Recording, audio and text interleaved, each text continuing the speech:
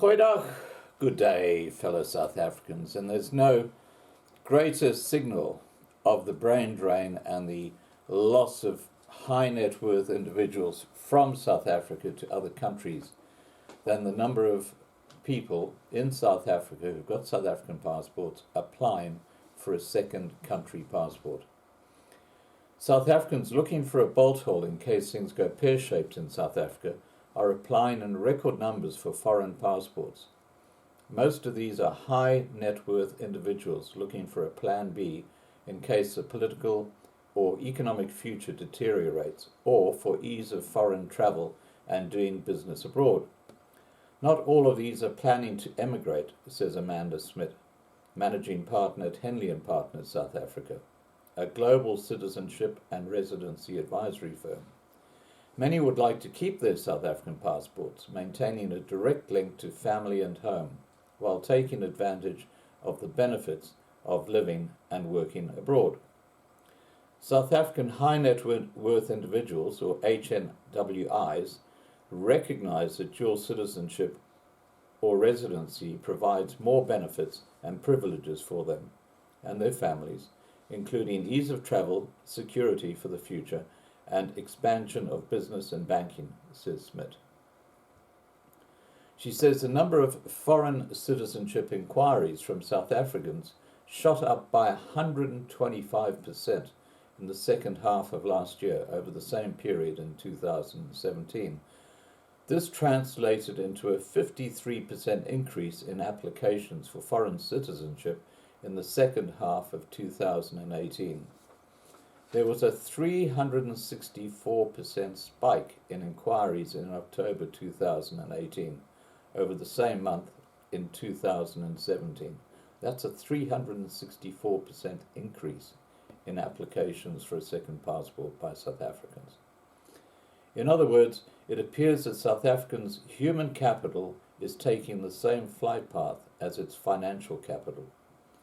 According to data from the UN Conference on Trade and Development, UNCTAD, for 2017, South Africa was the third biggest exporter of capital as a percentage of GDP in the world. The so-called Ramaphosa effect appears to be doing little to stem an exodus that started under former President Zuma. Of those inquiring about second passports, 85% were male and 70% were aged between 45 and 64.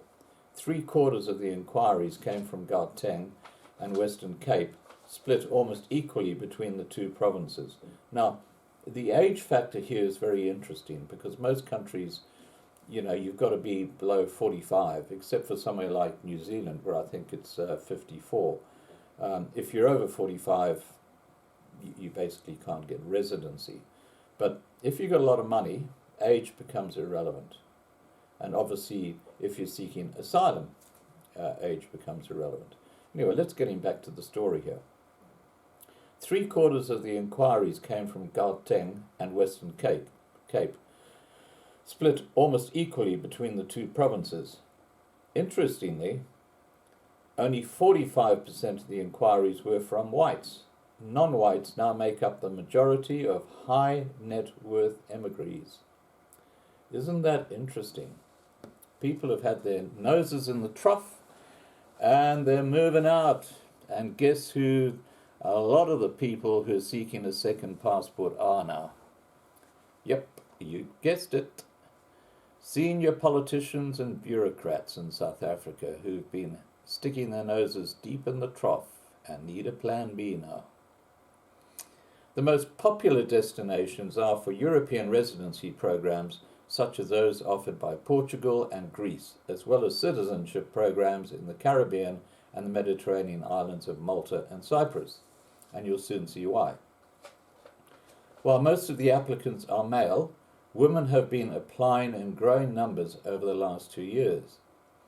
Some of the applicants are parents wanting to give their children the best education abroad, but also for ease of movement, the South African passport has only access to 102 destinations, and this number excludes the world's biggest economies such as the US, UK, Europe's Schengen area and Canada.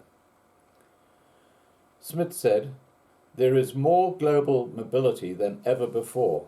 There are also more wealthy people as opposed to many years ago when wealth was usually concentrated in a certain portion of society." And she's talking about the growth within the black community in South Africa. The demand for second passports is not unique to South Africa. A second passport or permanent overseas residency is now the ultimate luxury item for HNWIs, says CEO of De Beer Group, Nigel Green. His company reports a 45% year-on-year jump in inquiries from individuals across the globe who are seeking citizenship or residency outside their country of origin. Wealthy individuals around the world are now increasingly considering investing in a second citizenship or overseas residency. Most HNWIs looking for dual citizenship or residency are coming from India, China, South Africa, the Middle East, and Russia, says Green. The reasons include visa-free global travel, political stability, world-class education and healthcare, tax efficiency, and wider business growth opportunities. Most applicants opt for residency in their first instance, as it is typically less costly and an easier process to complete, and is recognized gateway to full citizenship. Plus, some countries like China and India do not recognize dual citizenship, so residency is the only option. Smith says the countries with the best residential and citizenship programs are Malta, which gives you the right to live, work and study in any of the 28 European countries, and Switzerland with visa-free travel to 182 countries. That's practically the whole world. An Antigua and Barbuda passport provides visa-free access to approximately 150 destinations, including the UK, Europe's Schengen area, Singapore and Hong Kong. Portugal, which allows visa-free travel within the 26 countries of the European Schengen area, with the eligibility to apply for citizenship after 5 years as a legal resident, while keeping other citizenships. Launched in the second half of 2018, the Moldova Citizenship by Investment Program offers visa-free access to 121 countries, including Russia, Turkey, and the Schengen area. Citizenship is transferable to future generations without restrictions. That's pretty awesome. Investment for residency schemes are typically based on real estate investment and start from around 250,000 euros, or about 4 million rand in Greece. Green said, Portugal's program is proving to be the best option for many clients as it requires only 2 weeks a year residency obligation. It gives full residency benefits to live, work, open a business and study there, with complete access to travel across Europe and the Schengen area. Plus, there is the option of obtaining full citizenship after 6 years if required. He went on to say, this option is a straight real estate purchase of 500,000 euros, or about 8 million rand, into a new built property. There are lower property options available, however they are only for properties over 30 years old, and most investors prefer the newest real estate as they typically provide better investment opportunities and are less hassle to maintain. So there you go.